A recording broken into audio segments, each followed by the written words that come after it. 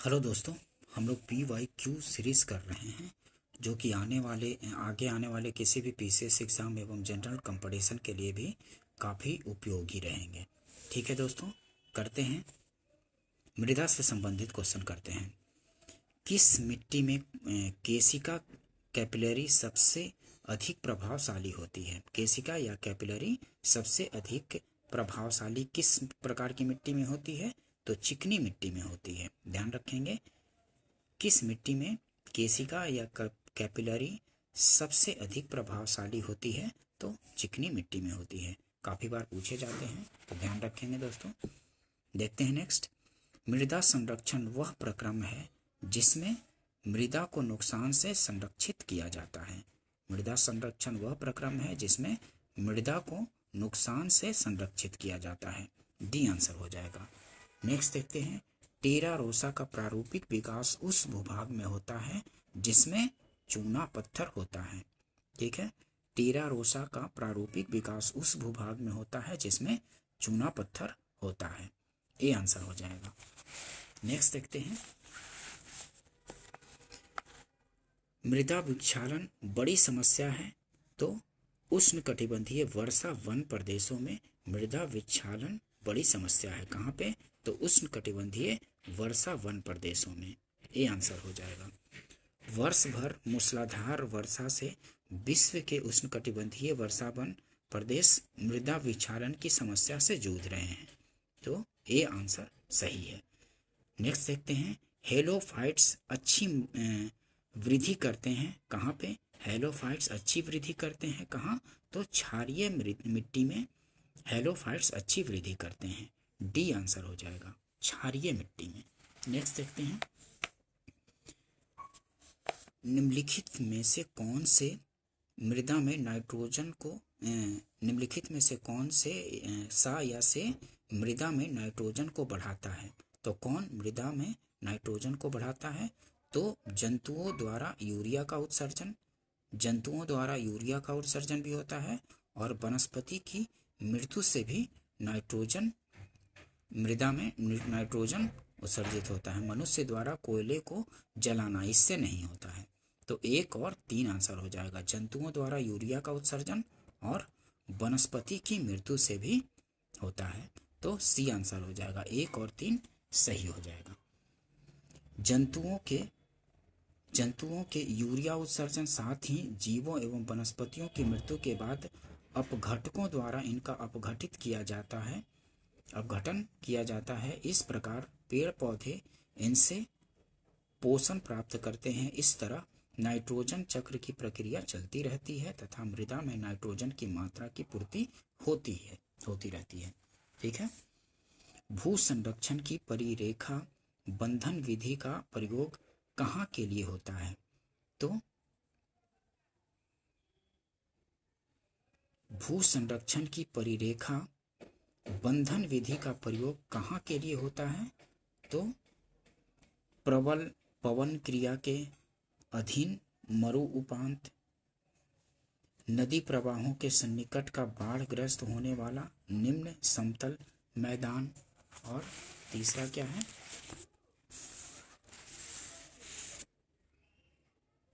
अपतृण के बढ़कर फैलने की संभावना से युक्त गुल्म भूमि। तो उपर्युक्त में से कोई नहीं होगा। ठीक है। भू संरक्षण की परिरेखा बंधन विधि का प्रयोग पहाड़ी ढलान क्षेत्रों में किया जाता है। ठीक है, ध्यान रखेंगे।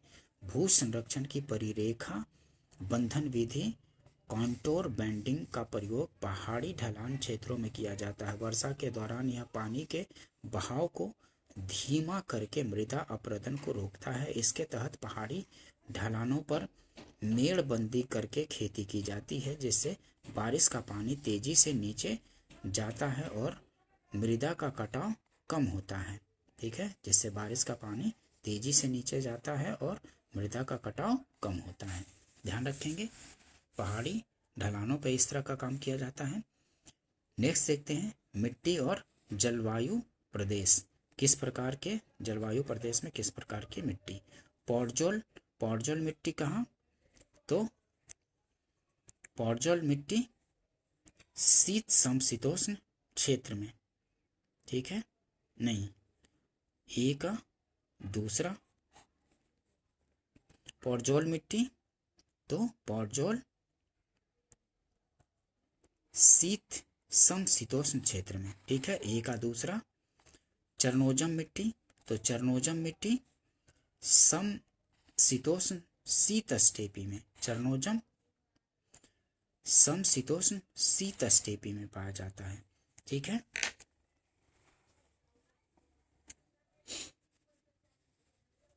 चरनोजम समशीतोष्ण शीत स्टेपी में, और पॉडजोजल शीत समशीतोष्ण में। स्पॉडजोल्स कहाँ पाया जाता है, तो आर्द्र शीत समशीतोष्ण में। और लेटेराइट मिट्टी कहाँ, तो उष्ण एवं आर्द्र में, उष्ण एवं आर्द्र में, ठीक है, ये आंसर हो जाएगा। ध्यान रखेंगे, ए का दूसरा, बी का एक, और सी का चौथा, और डी का तीसरा। एक बार फिर से देखते हैं, पॉडजोल मिट्टी कहाँ, शीत समशीतोष्ण में। चरनोजम तो समशीतोष्ण शीत स्टेपी में, और स्पॉडजोल्स आर्द्र शीत समशीतोष्ण में, और लेटेराइट उष्ण एवं आर्द्र मिट्टी में पाया जाता है। नेक्स्ट देखते हैं, अभिकथन और तर्क, मतलब कथन और कारण वाला है। केचुए खेती के लिए अच्छे नहीं हैं, तो केचुए तो खेती के लिए अच्छे होते हैं, ये नहीं बोल रहा है, तो गलत हो जाएगा। केचुए मिट्टी को महीन कणों में परिवर्तित कर इसे नरम बना देते हैं, तो ये सही होगा। तो ए गलत, आर सही, तो डी आंसर हो जाएगा। ए गलत, आर सही हो जाएगा, ठीक है। देखिए एक्सप्लेनेशन इसका। केचुए मिट्टी के निर्माण एवं इसकी उत्पादकता में वृद्धि में विशेष योगदान देते हैं। इन्हें पारिस्थितिकी तंत्र का इंजीनियर कहा जाता है, ठीक है। केचुए को पारिस्थितिकी तंत्र का इंजीनियर कहा जाता है। ये मिट्टी में छिद्रों का निर्माण करते हैं, जिससे होकर जल एवं ऑक्सीजन अंदर तक पहुंचती है तथा कार्बन डाइऑक्साइड बाहर निकलती है। केचुए का मल मिट्टी की उत्पादकता के लिए महत्वपूर्ण होता है। ये मिट्टी को महीन कणों में परिवर्तित कर नरम बना देते हैं। ये अपघटक का कार्य करते हैं, ठीक है। तो ये गलत हो जाएगा, आर सही होगा, ठीक है। ध्यान रखेंगे। ये प्रजाति और जनजातियों से संबंधित क्वेश्चन देखते हैं। खानाबदोश जनजाति के लोग सर्वाधिक किस क्षेत्र में पाए जाते हैं, तो शुष्क क्षेत्र में पाए जाते हैं। खानाबदोश जनजाति के लोग सर्वाधिक शुष्क क्षेत्र में पाए जाते हैं, मतलब रहते हैं। ऋतु प्रवास शब्द किसके लिए उपयोग होता है, तो ऋतु प्रवास शब्द मानव व उसके पशुओं का मौसमी स्थानांतरण घाटी से पर्वत की ओर और पर्वत से घाटी की ओर, सी आंसर हो जाएगा। ऋतु प्रवास शब्द किसके लिए उपयोग किया जाता है, तो मानव व उनके पशुओं का मौसमी स्थानांतरण घाटी से पर्वत की ओर और पर्वत से घाटी की ओर, ठीक है, सी आंसर होगा। ध्यान रखेंगे। निम्न में कौन सा नवीनतम समझा जाता है, तो नवीनतम इनमें से कौन सा है, तो क्रो-मैग्नन मानव जो है इनमें नवीनतम है। इनमें नवीनतम कौन है, तो क्रो-मैग्नन मानव, बी आंसर होगा। नेक्स्ट देखते हैं। पृथ्वी के तल पर प्रथम पक्षी का प्रादुर्भाव कब हुआ माना जाता है, तो 15 करोड़ वर्ष पूर्व माना जाता है। किसका, पक्षी का प्रादुर्भाव। पृथ्वी के तल पर प्रथम पक्षी का प्रादुर्भाव कब माना जाता है, तो 15 करोड़ वर्ष पूर्व माना जाता है, सी आंसर होगा। नेक्स्ट देखते हैं। कौन सा महाद्वीप मानव जाति का जन्म स्थल कहलाता है, तो अफ्रीका जो है मानव जाति का जन्म स्थल कहलाता है। ध्यान रखेंगे, कौन सा महाद्वीप मानव जाति का जन्म स्थल कहलाता है, तो अफ्रीका जो है मानव जाति का जन्म स्थल कहलाता है। दोस्तों, अगर सेशन पसंद आता हो तो इसको लाइक कीजिए, सब्सक्राइब कीजिए और शेयर भी कीजिए, ताकि चैनल का भी ग्रोथ हो और इस तरह के उपयोगी वीडियो आप लोग के लिए और भी बनाया जाता रहे, और विभिन्न सब्जेक्ट का भी, ठीक है। ये वर्ल्ड ज्योग्राफी का तो लगभग एक 2 सेशन में और लगभग कंप्लीट हो जाएगा। ठीक है, उसके बाद और भी कुछ कुछ आते रहेंगे वीडियो। ठीक है, देखते हैं आगे दोस्तों। ठीक है, नेक्स्ट देखते हैं, किस प्रजाति के सदस्यों की संख्या सर्वाधिक है? तो कॉकेसाइड की सबसे अधिक है। किस प्रजाति के सदस्यों की संख्या सर्वाधिक है? तो कॉकेशियाई की सबसे अधिक है। कॉकेशियाई, डी आंसर होगा। देखते हैं एक्सप्लेनेशन। वर्तमान विश्व में कॉकेशियाई प्रजाति की गणना एक बृहत प्रजाति के वर्तमान विश्व में कॉकेशियाई प्रजाति की गणना एक बृहद प्रजाति के रूप में की जाती है। इस प्रजाति के बाल सीधे तथा घुंघराले, आंखों का रंग गहरा नीला से भूरे तक तथा कपाल सूचकांक 80 से अधिक पाया जाता है। हॉबेल तथा इलियट स्मिथ ने इन्हें 3 वर्गों में विभाजित किया है, जिनके नाम हैं नॉर्डिक, अल्पाइन और भूमध्य सागरीय। इस प्रजाति की संख्या विश्व में सर्वाधिक है किसकी? तो कॉकेशियाई प्रजाति की। जिप्सी लोगों का मूल स्थान, जिप्सी लोगों का मूल स्थान कहाँ था? जिप्सी लोगों का मूल स्थान भारत था। सी आंसर हो जाएगा। जिप्सी लोगों का मूल स्थान भारत था। जिप्सी लोगों की उत्पत्ति भारत की डोम जाति, निम्न जाति से मानी जाती है। नेक्स्ट देखते हैं, अफ्रीका की मूलभूत जनजाति पिग्मी किस नदी घाटी में पाई जाती है? तो कांगो में पाई जाती है पिग्मी जनजाति। अफ्रीका की मूलभूत जनजाति पिग्मी किस नदी घाटी में पाई जाती है? तो कांगो में पाई जाती है। बी आंसर हो जाएगा। पिग्मी जनजाति विषुवतरेखीय अफ्रीका के कांगो बेसिन के वर्षा वनों में रहने वाली जनजाति है। यह शिकारी जनजाति है। पिग्मी जनजाति का निवास पेड़ों पर बनाई गई झोपड़ियों में होता है, जिन्हें मोंगुलस कहा जाता है। ठीक है, पेड़ों पर बनाई गई झोपड़ियों में होता है। ठीक है, ये शिकारी जनजाति हैं। पिग्मीज निवासी हैं कहाँ के? तो पिग्मी कहाँ के निवासी हैं? अफ्रीका के निवासी हैं। आप लोग को ध्यान है। ठीक है, ध्यान रखेंगे दोस्तों, जनजातियों से क्वेश्चन काफ़ी पूछे जाते हैं, इसलिए इसको ठीक से करेंगे। निम्नलिखित में से किस प्रदेश में पिग्मी पाए जाते हैं? तो कहाँ पाए जाते हैं? विषुवतरेखीय वन में पिग्मी पाए जाते हैं। ठीक है, विषुवतरेखीय प्रदेश में पिग्मी पाए जाते हैं। सी आंसर होगा।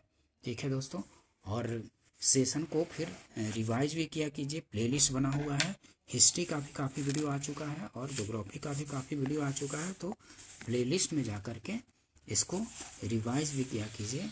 ठीक है, ताकि अच्छे से सारा क्वेश्चन ये याद हो जाए और आगे आने वाले किसी भी एग्ज़ाम्स में बेहतर परफॉर्म करने के लिए सबसे बेहतर चीज़ होता है किसी चीज़ को पढ़ के उसको रिवीजन भी करना।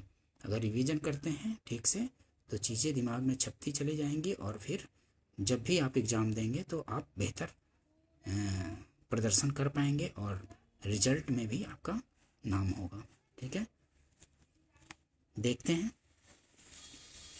घरों के जो 4 प्रतिरूप दिए गए हैं, इनमें से कौन सा प्रतिरूप पिग्मियों के घर का है? तो पिग्मी इसमें से किसका?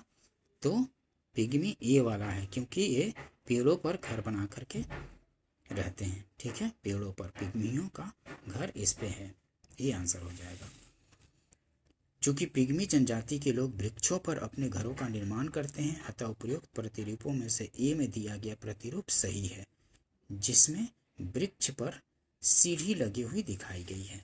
निम्नलिखित में से कौन घुमक्कड़ नहीं है? तो घुमक्कड़ इसमें नहीं है, तो पिग्मी घुमक्कड़ नहीं होते हैं। ये आंसर हो जाएगा। मध्य अफ्रीका के कांगो बेसिन में निवास करने वाली पिग्मी मुख्यतः शिकारी और संग्राहक, हंटर्स एंड गैदरर्स जनजाति हैं। शेष घुमक्कड़ और पशुचारक जनजाति हैं। कजाक, लैप्स और मसाई जो हैं घुमक्कड़ और पशुचारक हैं, लेकिन जो पिग्मी मुख्यतः शिकारी और संग्राहक हैं, हंटर्स एंड गैदरर्स हैं। नेक्स्ट देखते हैं, जैविक समुदायों के अंतर्गत कुछ जातियां बड़ी संख्या में अन्य जातियों की समुदाय में बने रहने की क्षमता को निर्धारित करने में महत्वपूर्ण होती हैं। ऐसी जातियों को कहते हैं क्या? तो मूलाधार या की स्टोन जातियां। जैविक समुदायों के अंतर्गत कुछ जातियां बड़ी संख्या में अन्य जातियों की समुदाय में बने रहने की क्षमता को निर्धारित करने में महत्वपूर्ण होती हैं। ऐसी जातियों को कहते हैं तो मूलाधार या की स्टोन जातियां कहते हैं। ये आंसर हो जाएगा। मूलाधार जातियां या की स्टोन जातियां वास्तव में पायनियर या प्राथमिक जातियां होती हैं, चूँकि सामुदायिक जीवन ही इनकी जीवन शैली होती है। अतएव यही कारण है कि ये सामुदायिक जीवन का क्षमता को निर्धारित करती हैं। ठीक है।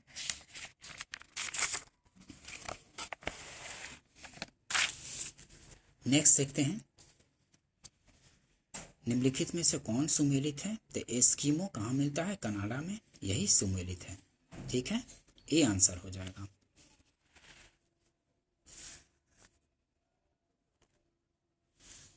नेक्स्ट देखते हैं, निम्नलिखित में से कौन सही सुमेलित है? तो बुशमैन कहाँ मिलते हैं? कालाहारी में मिलते हैं। ठीक है, बुशमैन कालाहारी, ये डी आंसर हो जाएगा। ठीक है। नेक्स्ट देखते हैं, जनजाति और देश से मिलान करना है तो एस्किमो कहाँ मिलते हैं?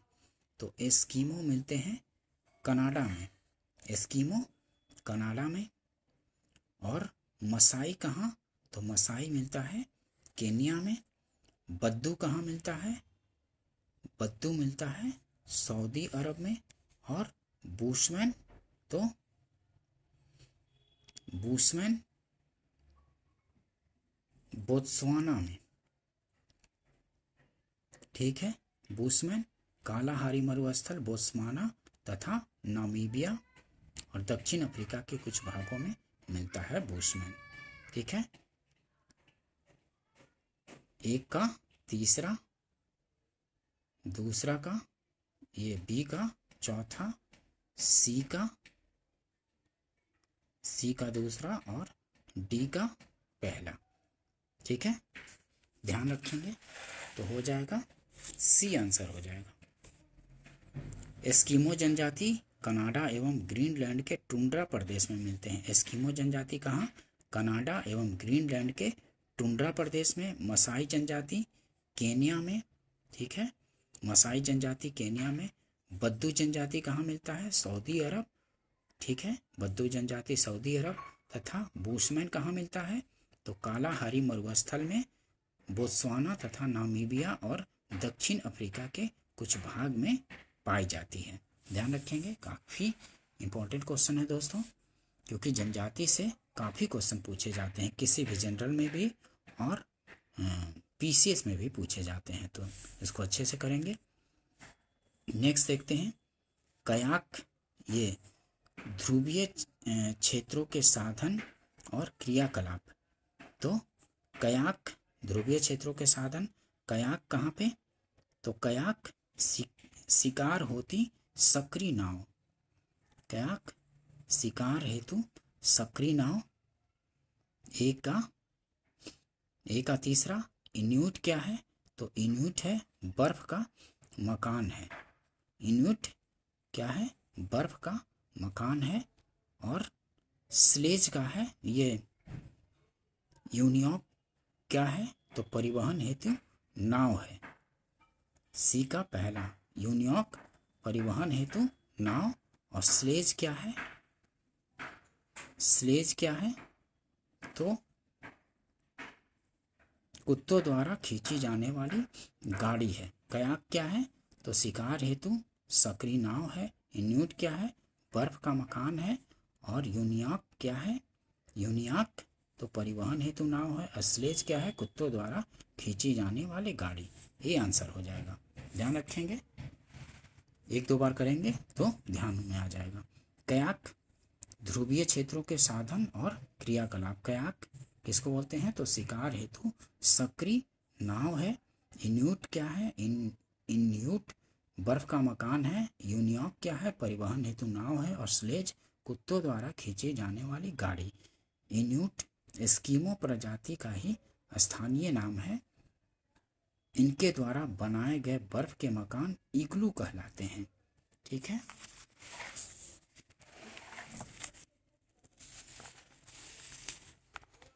एस्किमो निवासी हैं कहाँ के? तो कनाडा के या फिर ग्रीनलैंड, जो कि टुंड्रा प्रदेश में निवास करते हैं इन लोग। ठीक है, ध्यान रखेंगे।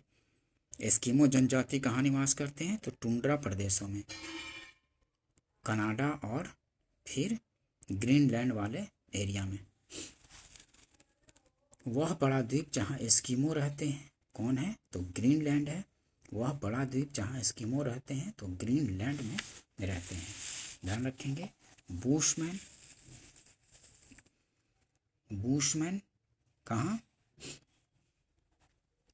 कहाँ रहते हैं? तो बुशमैन कहाँ के निवासी हैं? तो नामीबिया के। बद्दू कहाँ है? बद्दू सऊदी अरब में। पिग्मी कहाँ है? तो पिग्मी है कांगो में। और मसाई कहाँ? तो मसाई हैं केनिया में रहते हैं। मसाई केनिया में। सी आंसर हो जाएगा। ए का दूसरा, बी का तीसरा, सी का पहला और डी का चौथा। बुशमैन नामीबिया में, बद्दू सऊदी अरब में, पिग्मी कांगो में और मसाई केनिया में। ध्यान रखेंगे दोस्तों, काफ़ी पूछे जाते हैं। कांगो पिग्मी, ठीक है। कांगो में कहाँ कौन सी जनजाति? तो पिग्मी नामीबिया में, बुशमैन जनजाति नामीबिया में, बद्दू जनजाति सऊदी अरब में और मसाई जनजाति केनिया में पाई रहती है। सेमांग लोग कहाँ के घने उष्णकटिबंधीय वनों में रहते हैं? तो सेमांग लोग मलेशिया में रहते हैं। सेमांग लोग कहाँ के घने उष्णकटिबंधीय वनों में रहते हैं? तो मलेशिया में रहते हैं। ध्यान रखेंगे दोस्तों। ठीक है, आगे करते हैं। नेक्स्ट, निम्नलिखित युगों में से कौन एक सही सुमेलित नहीं है? तो सेमांग इंडोनेशिया नहीं, मलेशिया में रहते हैं। सेमांग लोग कहाँ रहते हैं? उष्णकटिबंधीय वनों में। ये मलेशिया में रहते हैं, इंडोनेशिया में नहीं। ठीक है। बर्बर मोरक्को में। इन्यूट कनाडा, ठीक है। बद्दू श्रीलंका। बद्दू लोग सऊदी अरब में भी वेद्दा है, बद्दू नहीं, वेद्दा श्रीलंका। ठीक है। और बद्दू कहाँ रहते थे? तो बद्दू सऊदी अरब में रहते थे। सेमांग इंडोनेशिया के नहीं बल्कि मलेशिया की जनजाति है। अन्य जनजातियां एवं उनके देश सुमेलित हैं। ठीक है। बर्बर कहाँ? मोरक्को। इन्यूट कहाँ? कनाडा। और वेद्दा कहाँ? श्रीलंका। लेकिन सेमांग कहाँ? मलेशिया में, इंडोनेशिया में नहीं है। जूलू एक जाति है जिसका संबंध निम्न में से किससे है? तो जूलू किससे संबंधित है? तो दक्षिण अफ्रीका की जाति है। जूलू एक जाति है जिसका संबंध निम्न में से किससे है? तो दक्षिण अफ्रीका से है। जूलू दक्षिण अफ्रीका में निवास करने वाली जनजाति है। ये अपनी संस्कृति और परंपराओं के लिए विशेष रूप से जाने जाते हैं। जूलू कबीले और अंग्रेजों के मध्य 1879 में सैंडवाना का युद्ध लड़ा गया था। ठीक है। नेक्स्ट देखते हैं, निम्नांकित में से किसका सुमेल नहीं है? तो बुशमैन दक्षिण अफ्रीकी संघ। तो बुशमैन दक्षिण अफ्रीकी संघ का नहीं। एनू जापान में, मसाई केन्या में, पापुआन्स न्यू गिनी में यह है, लेकिन बुशमैन दक्षिणी अफ्रीकी संघ नहीं। देखते हैं, बुशमैन काला मरुस्थल में निवास करने वाली जनजाति है, न कि दक्षिणी अफ्रीकी संघ अर्थात दक्षिण अफ्रीका में। ठीक है, दक्षिण अफ्रीका में नहीं, बुशमैन कालाहारी मरुस्थल में निवास करने वाले जनजाति है, न कि दक्षिण अफ्रीकी संघ अर्थात दक्षिण अफ्रीका में। अन्य प्रश्नगत युग्म सुमेलित हैं। ठीक है, एनू जापान में रहते हैं। ठीक है, बुशमैन कहाँ? कालाहारी में, न कि दक्षिण अफ्रीका में। मसाई केन्या में, पापुआन्स न्यू गिनी में रहते हैं। विश्व के किस क्षेत्र को आप बुशमैन से संबद्ध करेंगे? तो बुशमैन से क्या संबंध करेंगे? कालाहारी मरुस्थल में बुशमैन लोग रहते हैं। बुशमैन कालाहारी मरुस्थल में। नेक्स्ट देखते हैं दोस्तों, काफ़ी इम्पोर्टेंट सेशन है, इसको लाइक कीजिए, सब्सक्राइब कीजिए और शेयर भी कीजिए ताकि मेरा भी मनोबल और वो हो सके और भी इस तरह से उपयोगी वीडियो आप लोग के लिए लाया जाता रहे और भी सेक्शंस का। ठीक है दोस्तों, और वीडियो को देख लिए हों तो इसको फिर रिवाइज भी किया कीजिए। रिवाइज करने के लिए आप इसको 1.25 या 1.5 पे स्पीड बढ़ा करके भी इसको देखा कीजिए। ठीक है, अपने अनुसार एडजस्ट कर लीजिए। यूट्यूब पे तो अवेलेबल है सब कुछ सुविधा, आप इसको स्पीड बढ़ा करके भी इसको देख सकते हैं। ठीक है, मतलब रिवीजन करने के लिए खासकर एक बार तो ऐसे ही देख लीजिए, उसके बाद स्पीड बढ़ा के देखिए। प्लेलिस्ट में सारा अवेलेबल है, हिस्ट्री भी किया गया है, बहुत सारे वीडियो उसके भी आ गए हैं, ज्योग्राफी के भी, मैपिंग का भी छोटे छोटे वीडियो आए हैं, जो कि ज्योग्राफी का मैपिंग से ज़्यादा क्वेश्चन पूछे जाते हैं, तो उसमें आप मैप से करेंगे तो ज़्यादा दिमाग में छपता चला जाएगा। देखते हैं निम्नलिखित में से कौन एक सही सुमेलित है? तो बुशमैन बोत्सवाना में, बुशमैन आदिम जाति कालाहारी मरुस्थल क्षेत्र में दक्षिण Africa, Zimbabwe, Swaziland, Botswana, Namibia आदि में विस्तारित है। बुशमैन कहाँ? बुशमैन आदि जाति कालाहारी मरुस्थल क्षेत्र में दक्षिण Africa, Zimbabwe, Swaziland, Botswana, Namibia आदि में विस्तारित है। ठीक है, नेक्स्ट देखते हैं निम्नलिखित में से कौन सा एक सही सुमेलित नहीं है? तो कांगो बेसिन, निग्रिटो नहीं। ठीक है, कांगो बेसिन में निग्रिटो नहीं, तो यही सुमेलित नहीं है। मध्य एशिया में alpine, Kalahari, bushman, Scandinavia, Nordic, ये सही है, लेकिन बी सही नहीं है। देखते हैं मध्य पूर्वी यूरोप एवं पश्चिमी मध्य एशिया में अल्पाइन, मध्य पूर्वी यूरोप एवं पश्चिमी और मध्य एशिया में अल्पाइन, कांगो बेसिन में पिग्मी, कालाहारी में बुशमैन, स्कैंडिनेविया में नार्डिक, दक्षिण पूर्व एशिया में निग्रिटो मिलते हैं। निम्नलिखित में से कौन सुमेलित नहीं है? तो इनमें से कौन सुमेलित नहीं है? मसाई पश्चिमी अफ्रीका में नहीं, मसाई जनजाति के लोग पश्चिमी अफ्रीका में नहीं बल्कि पूर्वी अफ्रीका के केन्या, उत्तरी तंजानिया तथा पूर्वी युगांडा के पठारी प्रदेशों में रहते हैं। ये घुमक्कड़ पशुचारक के रूप में अपना जीवन निर्वाह करते हैं। इनकी अर्थव्यवस्था का मुख्य आधार पशुपालन है।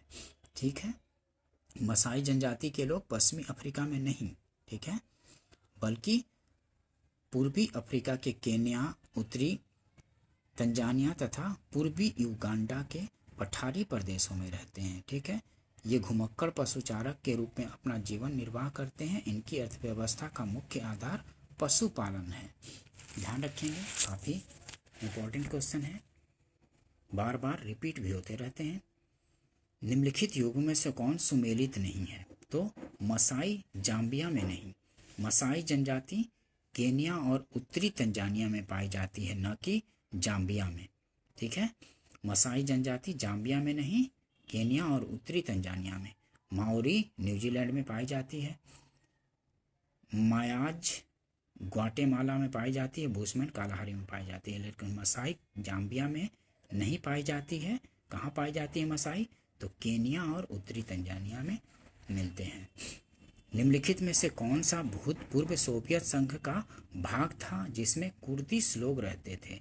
तो आर्मेनिया जो था सोवियत संघ का पूर्व में भाग था जिसमें कुर्दिश लोग रहते थे, आर्मेनिया में। सोवियत संघ के विभाजन के बाद आर्मेनिया नया देश बना जहां पर कुर्दिश प्रजाति के लोग निवास करते हैं। ठीक है, इन्यूट लोग नहीं पाए जाते हैं। कहाँ नहीं पाए जाते हैं? तो स्वीडन में नहीं पाए जाते हैं। इन्यूट मूल निवासियों का सांस्कृतिक समूह है जो कनाडा, डेनमार्क, ग्रीनलैंड, रूस और अमेरिका, अलास्का के आर्कटिक क्षेत्र में अधिवासित हैं इन्यूट लोग। ठीक है,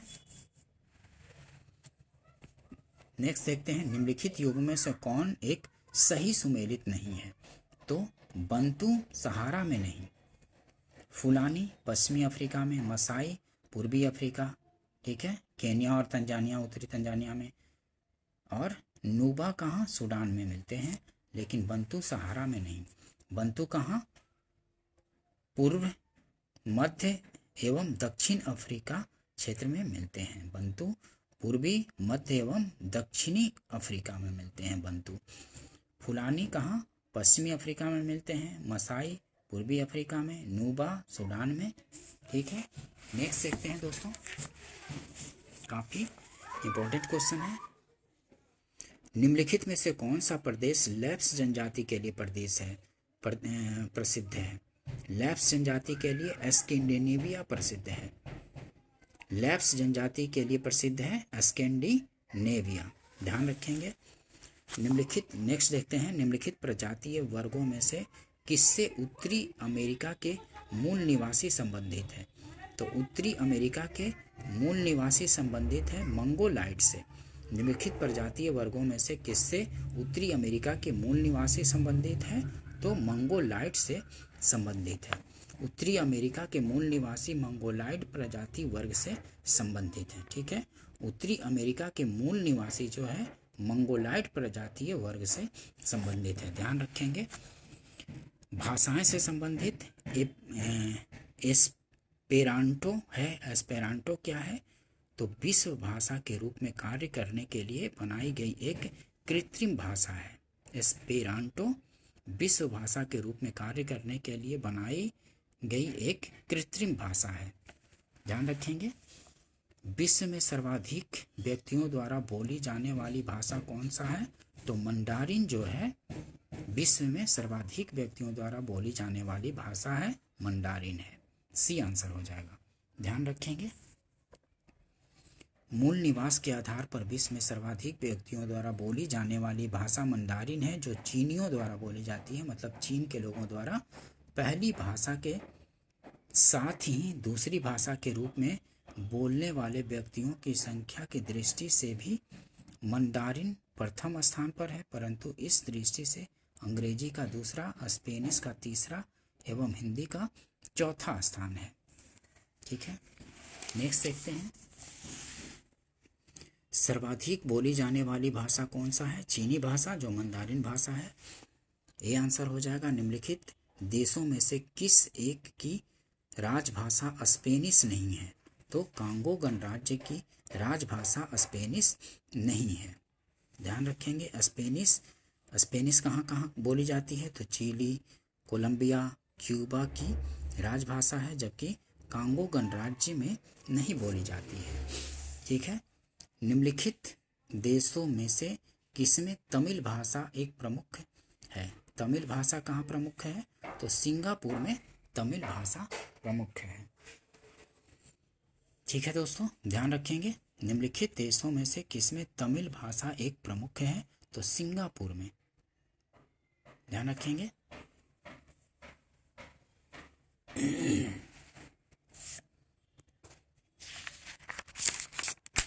नेक्स्ट देखते हैं, कृषि आर्थिक भूगोल से है, कृषि एवं पशुपालन से संबंधित क्वेश्चन है। निम्नलिखित में से कौन सा एक देश गेहूं तथा चावल दोनों का संसार का सबसे बड़ा उत्पादक है? गेहूं और चावल का संसार में सबसे बड़ा उत्पादक है? तो चीन है, ध्यान रखेंगे। निम्नलिखित में से कौन सा एक देश गेहूं तथा चावल दोनों का संसार का सबसे बड़ा उत्पादक है? तो चीन है, ध्यान रखेंगे। नेक्स्ट देखते हैं, विश्व में धान चावल उत्पादन में भारत का स्थान क्या है? तो द्वितीय है, ध्यान रखेंगे। चावल उत्पादन में भारत का स्थान द्वितीय, पहला स्थान चीन का है। निम्न देशों को उनके गेहूं उत्पादन के अवरोही क्रम में व्यवस्थित करें तथा नीचे दिए गए कूट से सही उत्तर चुनिए। तो उत्पादन की दृष्टि से चीन पहले स्थान पर है, भारत दूसरे स्थान पर, उसके बाद संयुक्त राज्य अमेरिका और फिर रूस है। ठीक है, ध्यान रखेंगे, बी आंसर हो जाएगा। विश्व में सर्वाधिक गेहूं पैदा करने वाला देश कौन सा है? तो चीन ही है। विश्व में सर्वाधिक गेहूं पैदा करने वाला देश चीन है, दूसरे स्थान पर भारत है। निम्नलिखित देशों में से किसमें धान की उत्पादकता सर्वाधिक है? तो धान की उत्पादकता चीन में सर्वाधिक है, ये आंसर हो जाएगा। संकर धान की खेती सर्वाधिक लोकप्रिय है कहाँ पे? तो चीन में है। संकर धान की खेती सर्वाधिक लोकप्रिय चीन में है, बी आंसर हो जाएगा। नेक्स्ट देखते हैं, विश्व का धान जीन बैंक स्थित कहाँ है? तो फिलीपींस में है धान जीन बैंक विश्व का, बी आंसर हो जाएगा। निम्नलिखित में से कौन सा देश अपने कुल निर्यात से प्राप्त धन का लगभग 2/3 चावल के व्यापार से प्राप्त करता है? तो निम्नलिखित में से कौन सा देश अपने कुल निर्यात से प्राप्त धन का लगभग 2/3 चावल के व्यापार से प्राप्त करता है? तो इनमें से कुछ दशक पहले म्यांमार अपने कुल निर्यात से प्राप्त धन का लगभग 2/3 चावल के व्यापार से प्राप्त करता था। इसका उल्लेख डॉक्टर काशीनाथ सिंह एवं डॉक्टर जगदीश द्वारा लिखित पुस्तक आर्थिक भूगोल के मूल तत्व में भी किया गया है, परंतु अब म्यांमार के कुल निर्यात में चावल के व्यापार का हिस्सा काफ़ी कम हो गया है। वर्तमान संदर्भ में प्रसंगत देशों में से कोई भी देश अपने कुल निर्यात से प्राप्त धन का लगभग 2/3 चावल के व्यापार से नहीं प्राप्त करता। ठीक है, उस समय प्राप्त करता था म्यांमार, लेकिन अब नहीं, व्यापार नहीं प्राप्त करता। इन सभी देशों में चावल के निर्यात का उनके कुल निर्यात में प्रतिशत काफ़ी आयोग ने उत्तर विकल्प के रूप में सी का चयन किया था, म्यांमार किया था, लेकिन अब ये ऐसा नहीं है, 2/3 व्यापार से नहीं प्राप्त करता। विश्व में गन्ने का सबसे बड़ा उत्पादक कौन है? तो विश्व में गन्ने का सबसे बड़ा उत्पादक ब्राजील है। ठीक है, दूसरे स्थान पर भारत है गन्ने का सबसे बड़ा उत्पादक। गन्ने का सबसे बड़ा उत्पादक विश्व में कौन है? तो ब्राजील है, ध्यान रखेंगे, काफ़ी इंपॉर्टेंट क्वेश्चन है, पूछे जाते हैं। विश्व में चुकंदर के 2 सबसे बड़े उत्पादक कौन से हैं? तो चुकंदर के फ्रांस और रूस हैं। विश्व में चुकंदर के 2 सबसे बड़े उत्पादक तो फ्रांस और रूस हैं, ध्यान रखेंगे। निम्नलिखित देशों में से कौन एकमात्र चुकंदर से चीनी तैयार करता है? तो यूक्रेन जो है चुकंदर से चीनी तैयार करता है, बी आंसर हो जाएगा। विश्व में सबसे अधिक कपास का उत्पादन कहाँ होता है? तो विश्व में सबसे अधिक कपास का उत्पादन कहाँ होता है? तो अमेरिका। देखते हैं, सबसे अधिक चीन में होता है अब कपास का उत्पादन। प्रश्नकाल के दौरान विश्व में सबसे अधिक कपास का उत्पादन चीन के बाद अमेरिका में होता है। ठीक है, चीन के बाद अमेरिका में, तो यहाँ पे चीन नहीं दिया हुआ है तो अमेरिका दिया गया आंसर। ठीक है, प्रश्नकाल के दौरान विश्व में सबसे अधिक कपास का उत्पादन चीन के बाद अमेरिका में होता था। विकल्प में चीन के न होने के कारण निकटतम सही उत्तर सी। खाद्य एवं कृषि संगठन के सांख्यिकी विभाग के 2013 के अंतिम आंकड़ों के अनुसार विश्व में कपास बीज के 5 प्रमुख उत्पादक देश निम्न हैं। चीन पहले स्थान पर, दूसरे स्थान पर भारत आ गया है। ठीक है, चीन कपास का सबसे बड़ा उत्पादक और भारत दूसरे स्थान पर। नेक्स्ट देखते हैं, निम्नलिखित देशों में से में से किसमें कपास का प्रति हेक्टेयर उत्पादन विश्व में सर्वाधिक है? तो प्रति हेक्टेयर उत्पादन सबसे अधिक ऑस्ट्रेलिया में है। ठीक है, डी आंसर हो जाएगा।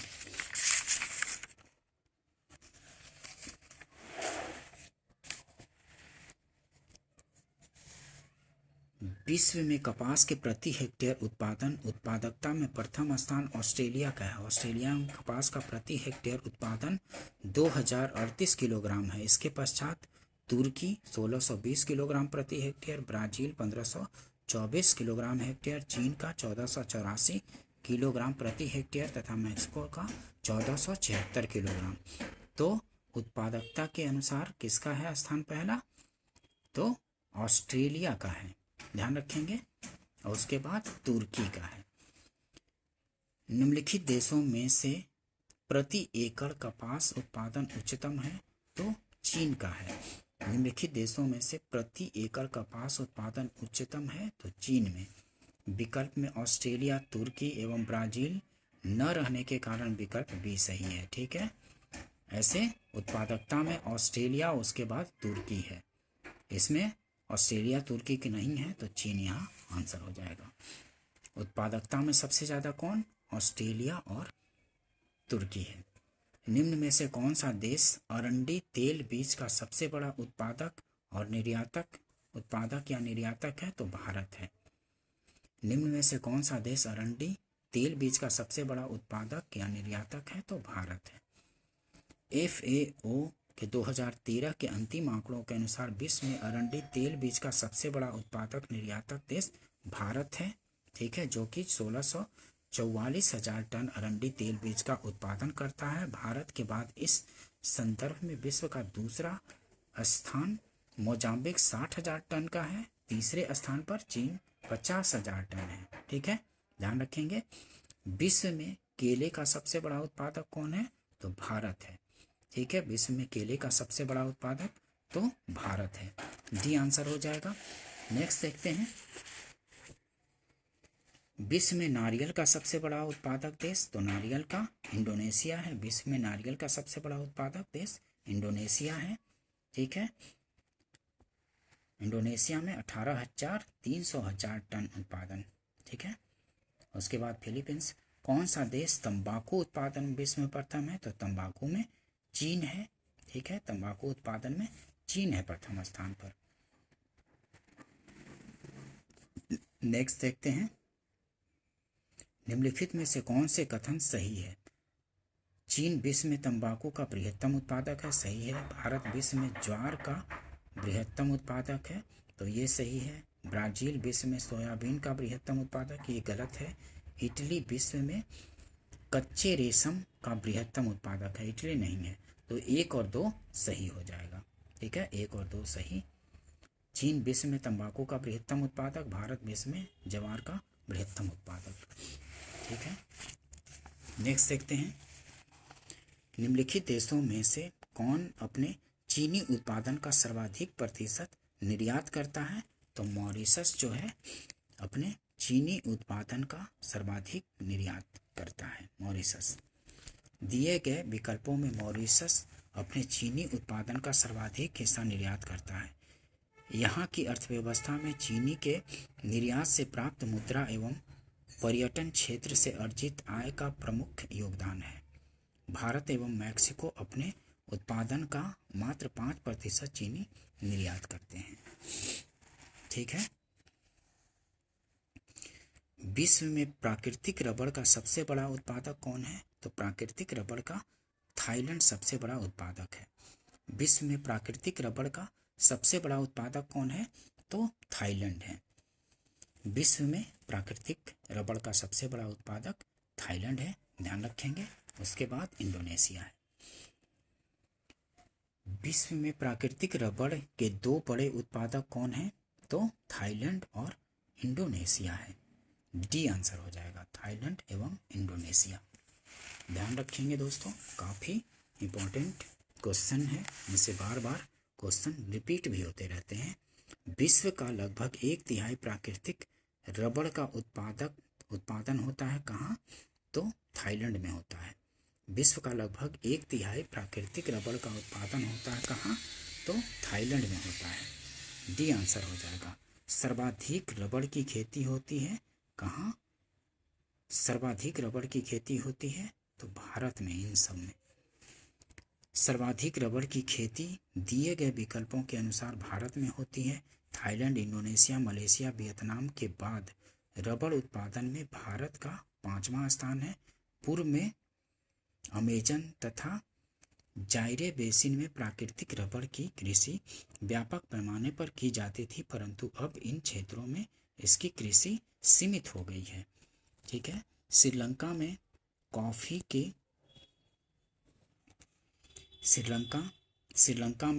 की कृषि किस रोग के कारण बंद कर दी गई? तो कॉफ़ी की कृषि पर्ण कीट रोग के कारण श्रीलंका में कॉफ़ी की कृषि किस रोग के कारण बंद कर दी गई? तो पर्ण कीट के कारण। सी आंसर हो जाएगा। श्रीलंका में कॉफ़ी की कृषि किस रोग के कारण बंद कर दी गई? तो पर्ण कीट के कारण। सी आंसर हो जाएगा। विश्व में कहवा के 2 अग्रगण्य उत्पादक कौन हैं? तो कहवा के 2 अग्रगण्य उत्पादक कौन हैं? ब्राजील और वियतनाम है। विश्व में कहवा के 2 अग्रगण्य उत्पादक कौन हैं? तो ब्राजील तथा वियतनाम है। बी आंसर हो जाएगा। खाद्य एवं कृषि संगठन 2013 के अंतिम आंकड़ों के अनुसार कहवा उत्पादन की दृष्टि से देश का क्रम निम्नलिखित है: ब्राजील, वियतनाम, इंडोनेशिया, कोलंबिया और भारत। ठीक है, तो ब्राजील और वियतनाम है। बी आंसर हो जाएगा। नेक्स्ट देखते हैं।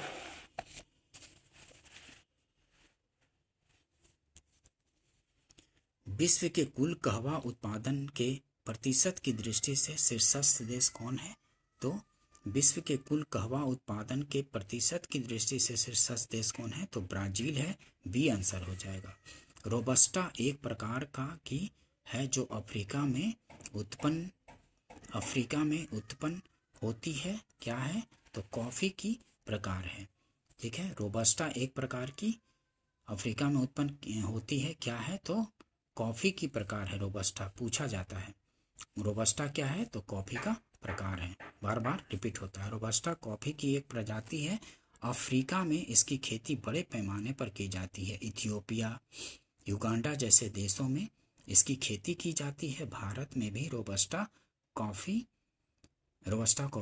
पैदा की जाती है। सबसे अधिक चाय का निर्यात कौन देश करता है? तो केन्या जो है सबसे ज़्यादा निर्यात करता है। सबसे अधिक चाय का निर्यात कौन करता है? तो सी, केन्या। उसके बाद चीन, श्रीलंका, भारत इस तरह से करता है। नेक्स्ट देखते हैं।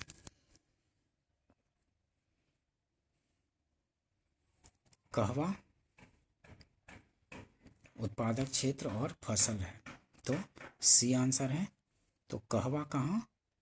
साओ पालो पठार पे कहवा, साओ पालो पठार। जूट कहाँ? तो जूट होता है गंगा डेल्टा में, गंगा ब्रह्मपुत्र वाला डेल्टा में जूट, गंगा डेल्टा। चावल कहाँ होता है? तो चावल होता है यांग टीसी मैदान में, चावल यांग टीसी मैदान। और गेहूँ कहाँ होता है? तो प्रेयरी मैदान में। गेहूँ प्रेरीज मैदान जो अमेरिका में है, प्रेयरी मैदान, वहाँ पे कहवा, साओ पालो पठार। जूट कहाँ? गंगा डेल्टा। और चावल कहाँ? यांगटीसी मैदान में। सी आंसर होगा, ध्यान रखेंगे। देखते हैं एक बार फिर से। फसल और उत्पादक क्षेत्र कहवा कहाँ? साओ पालो पठार में। जूट कहाँ? गंगा डेल्टा में। चावल कहाँ? यांगटीसी मैदान में। और गेहूँ कहाँ? गेहूँ प्रेरी मैदान में। प्रेरीज कहाँ पे है? आप लोग को पता है, उत्तरी अमेरिका वाले क्षेत्र में प्रेरीज का मैदान है, घास का मैदान है प्रेरीज। नेक्स्ट देखते हैं। कहवा साओ पालो पठार वाला क्षेत्र है, साओ पालो। चावल कहाँ? चावल सिक्यांग बेसिन। गेहूं कहाँ? गेहूं हवांगो बेसिन। चाय कहाँ? बी आंसर है। तो डी का तीसरा, चाय कैंडी बेसिन में, कैंडी बेसिन में। ठीक है, कहवा साओ पालो पठार, चावल सिक्यांग बेसिन, गेहूं हवांगो बेसिन और चाय कहाँ? कैंडी बेसिन में। ध्यान रखेंगे।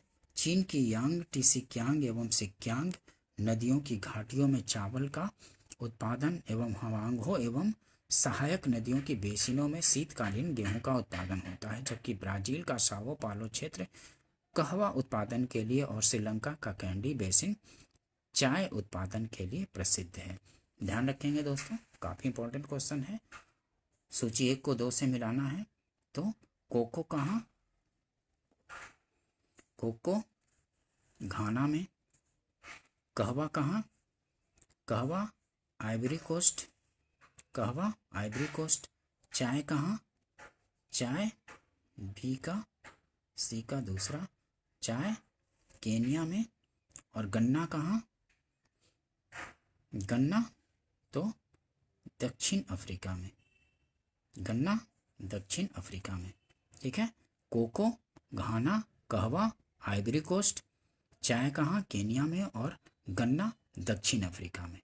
बी आंसर हो जाएगा। 4 1 2 3। ध्यान रखेंगे, काफ़ी महत्वपूर्ण सेशन है। आगे आने वाले किसी भी पीसीएस एवं जनरल कंपटीशन के लिए भी दोस्तों। एक बार फिर से देखते हैं। कोको कहाँ? घाना में। कहवा आइवरी कोस्ट में। चाय केन्या में। गन्ना दक्षिण अफ्रीका। यूएसए के निम्नलिखित राज्यों में से किसमें कॉफ़ी का उत्पादन होता है? तो कॉफ़ी का उत्पादन यूएस में कहाँ होता है? इनमें हवाई में। ठीक है, सी हो हवाई में। यूएसए के निम्नलिखित राज्यों में से कॉफ़ी का उत्पादन होता है तो हवाई में। अमेरिका के हवाई राज्य में कॉफ़ी का उत्पादन होता है। हवाई में उत्पादित कॉफ़ी कोना कॉफ़ी के नाम से प्रसिद्ध है। ठीक है, हवाई में जो कॉफ़ी उत्पादन होता है कोना कॉफ़ी के नाम से प्रसिद्ध है। कौन सा फल उष्णकटिबंधीय नहीं है? तो सेब जो है उष्णकटिबंधीय नहीं है। सी आंसर हो जाएगा। एप्पल की खेती उपोष्ण सब ट्रॉपिकल। ठीक है, ये उष्णकटिबंधीय नहीं है, सब ट्रॉपिकल खेती उपोष्ण एवं शीतोष्ण कटिबंधीय टेम्परेट जलवायु क्षेत्रों में की जाती है। ठीक है, अतः सही उत्तर सी है। उष्णकटिबंधीय नहीं है तो सेब। उष्णकटिबंधीय जलवायु क्षेत्रों में सेब के पौधों में फूल नहीं निकलते, क्योंकि इसके लिए ठंड की ज़रूरत होती है। ठीक है, इसलिए उपोष्ण या शीतोष्ण कटिबंधीय क्षेत्रों में होता है सेब। ठीक है, सेब कश्मीर वगैरह में होता है ना, उपोष्ण शीतोष्ण कटिबंधीय क्षेत्रों में। नेक्स्ट देखते हैं, किस कृषि क्षेत्र में छोटे क्षेत्रों में अधिक मानव श्रम की आवश्यकता होती है? तो व्यापारिक बागवानी में। किस कृषि क्षेत्र में छोटे क्षेत्रों में अधिक मानव श्रम की आवश्यकता होती है? तो व्यापारिक बागवानी में। डी आंसर हो जाएगा। नेक्स्ट देखते हैं,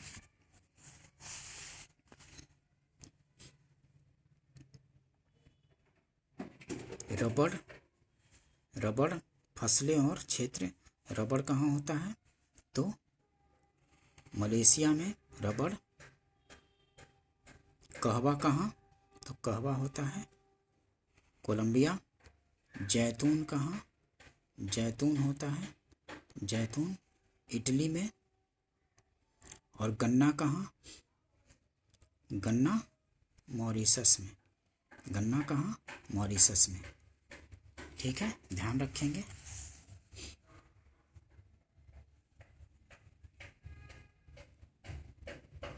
रबर मलेशिया की, कहवा कोलंबिया की, जैतून इटली की तथा गन्ना मॉरिशस की प्रमुख फसलें हैं।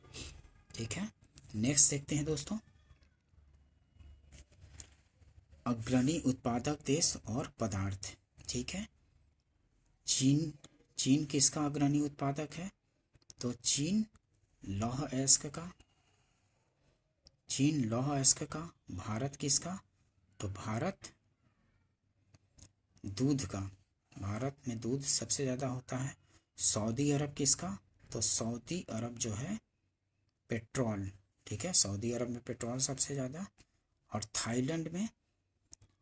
थाईलैंड में क्या होता है, तो थाईलैंड में होता है प्राकृतिक रबड़। ध्यान है आपको, रबड़ थाईलैंड में उत्पादित होता है। ध्यान रखेंगे कौन सा, सी आंसर हो जाएगा। चीन में लौह अयस्क, भारत में दूध, सऊदी अरब में पेट्रोलियम और थाईलैंड में प्राकृतिक रबर का उत्पादन होता है। एक बार फिर से देख देते हैं।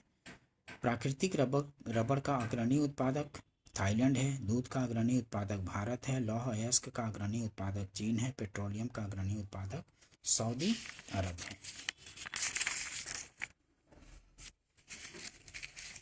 पेट्रोलियम का तो और सबसे अधिक उत्पादन कौन करता है, अमेरिका करता है।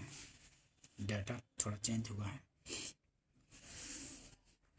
ऐसे अग्रणी मतलब कि उत्पादन होता है वहाँ पे, इसलिए इससे मैच किया गया है। नेक्स्ट देखते हैं।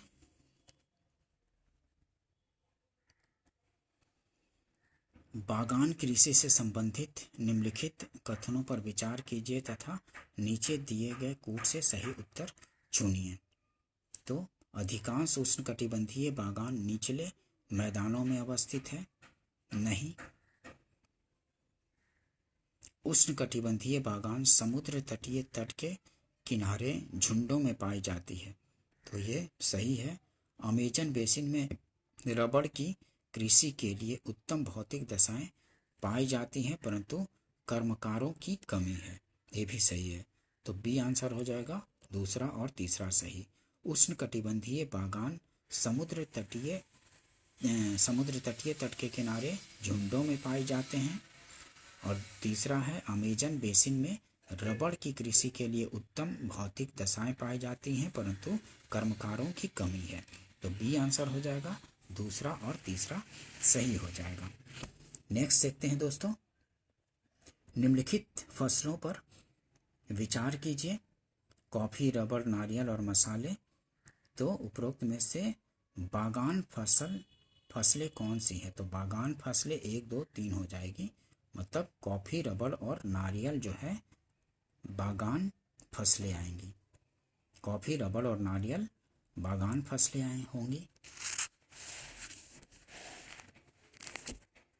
बागान फसल प्लांटेशन क्रॉप के अंतर्गत कृषि मंत्रालय के अनुसार नारियल, सुपारी, ताड़, कोकोआ एवं काजू को रखा जाता है, जबकि वाणिज्य मंत्रालय के अनुसार इसके तहत बागान फसल चाय, कॉफ़ी और रबड़ को रखा जाता था। नारियल, ताड़, सुपारी, कोकोआ, काजू, चाय, कॉफ़ी एवं रबड़ बागान फसलें हैं।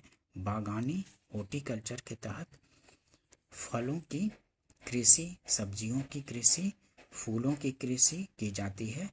अब मशरूम, बांस, मसाला बागान फसलों आदि को बागानी कृषि के अंतर्गत स्थान प्राप्त है। इस प्रकार कोई भी बागानी फसल जरूर होगी, लेकिन यह जरूरी नहीं है कि कोई बागानी फसल बागान फसल है। ठीक है। नेक्स्ट देखते हैं। एक फसल प्रणाली जिसके अंतर्गत फसलों को रोपण किए गए पेड़ों की कतारों के बीच के स्थानों में उगाया जाता है कहलाती है एले क्रॉपिंग। एले क्रॉपिंग कहलाता है। एक फसल प्रणाली जिसके अंतर्गत फसलों को रोपण किए गए पेड़ों के कतारों के बीच के स्थान में उगाया जाता है एले क्रॉपिंग कहलाता है। ठीक है। डी, एक फसली कृषि विशेषता है किसकी? तो व्यापारिक अन्य कृषि की विशेषता है। एक फसली कृषि विशेषता है व्यापारिक अन्य कृषि की। ठीक है, ये आंसर हो जाएगा। निम्नलिखित में से कौन एक चलवासी कृषि नहीं है? तो फजेंडा जो है चलवासी कृषि नहीं है, डी आंसर हो जाएगा। चेन्ना, झूमिंग और मिल्पा का संबंध चलवासी कृषि से है, जबकि फजेंडा का संबंध इससे नहीं है। ठीक है। नेक्स्ट देखते हैं।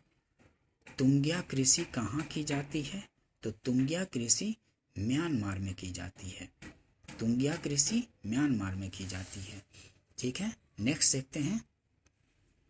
एक पौधा जिसमें नाइट्रोजन की कमी है, छोटे कद का विकास एवं हल्के हरे एवं पीले रंग की पत्तियों जैसे लक्षण दर्शाएगा। नत्रजन हरी पत्ती निकास के लिए जिम्मेदार होती है। तो दोनों सही है और आर एक ही सही स्पष्टीकरण भी है। ठीक है, फिर से एक बार देख लीजिए। एक पौधा जिसमें नाइट्रोजन की कमी है और छोटे कद का विकास एवं हल्के हरे एवं पीले रंग की पत्तियों जैसे लक्षण दर्शाएगा। नत्रजन हरी पत्ती विकास के लिए जिम्मेदार होती है। बात सही है। ठीक है, नाइट्रोजन की अगर कमी होगा तो उससे हल्के पीले रंग की या हल्के रंग की पत्ती होगी, लेकिन अगर नाइट्रोजन से भरपूर है तो फिर पत्तियां हरी होंगी। ए आंसर हो जाएगा, ध्यान रखेंगे। नाइट्रोजन पौधों के विकास के लिए परम आवश्यक तत्व है। यह पौधों की कोशिकाओं तथा उत्तकों के निर्माण के लिए आवश्यक तत्व है। नाइट्रोजन तत्व की कमी से पौधे का विकास अवरुद्ध हो जाता है, पत्तियां मुरझा जाती है एवं पीली पड़ जाती हैं। ठीक है दोस्तों, ध्यान रखेंगे, काफ़ी इम्पोर्टेंट सेशन है। अगर सेशन पसंद आता हो तो इसको लाइक कीजिए, सब्सक्राइब कीजिए और शेयर भी कीजिए, और आगे इस तरह के और भी वीडियो आते रहेंगे।